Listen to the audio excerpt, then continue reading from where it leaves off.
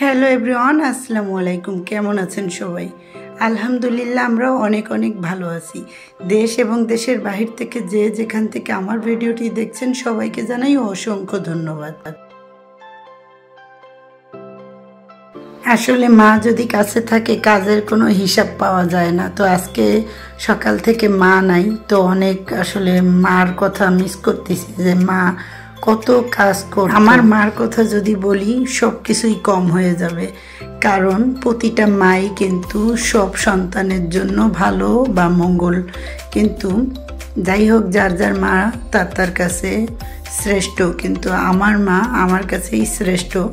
কারণ সে জীবনে কোনো চাহিদা নাই যে এটা দাও ওটা দাও, এটা দিলা না কেন, কেন দিবা না, উল্টা দিলে আরও বলে যে না দেয়া লাগবে না, মানে অনেক কিছু নিতেই চায় না আর কাজ করতেই থাকে।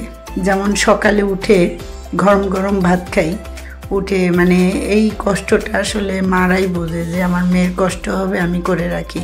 তো আজকে সকালে উঠে সকালের নাস্তা এর ভিতরে সব গোছাইছি যে দুপুরে একটু তাড়াতাড়ি রান্না করব, সেটাও হলো না কারণ কাস্টমার আসলো আর আমরা কেউই খাইনি। 12টা-1টা বাজে দুপুর মানে সকালের খাবার খাই, তারপরে দুপুরে আসি, সেই রান্না করতে করতে 2টা বেজে গেছে। আর খুব তাড়াহুড়া করে রান্না করতেছিলাম, দেখলে রান্নার কথা তো কিছুই বলতে পারলাম না। প্রথমে চিংড়ি মাছ দিয়ে ঘি কঞ্চন শাক মানে ভাজছি, আর পরে রান্না করছি কুমড়া ঘোটা মানে চিংড়ি মাছ দিয়ে, অনেক মজা হয়েছে। আর এই যে একটা বোন আসলে পাঙ্গাস মাছ খেতে চাইছিল, তা বড় একটা পাঙ্গাস আনছিল, তো ওকে বলা হয়নি।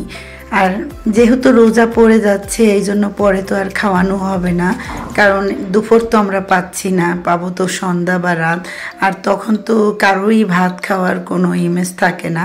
এই জন্য আসলে আজকে ওকে ডাকলাম, ও আসলো। তো দুপুরটা খুব ভালোই কাটলো, সবাই মিলে খাওয়া দাওয়া একসাথে করলাম, অনেক সুন্দর সময় গেল অনেক দিন পরে। আসলে সবাই থাকলে বা গল্প গুজব করলে অনেক ভালো লাগে। আর এদিক থেকে রান্না যখন করতেছিলাম, আর রান্না করার সাথে সাথে যে আমি কতগুলো কাজ করি তা কি, আজকে আবার ননদ চলে আসলো ছোট বাবুকে নিয়ে, কিন্তু আসলে ওরা কিছুই আজকে খেলো না, দুপুরবেলা নাকি খেয়ে আসছে। আর যাই তৈরি করি না কেন সেইটা কিন্তু সন্ধ্যায় তৈরি করতে মন চায় বা ইচ্ছা করে। দুপুরে খাবারের পরে রেস্ট না হওয়ার পরে আবার কিছু তৈরি করা বা পেটেও তো জায়গা থাকে না।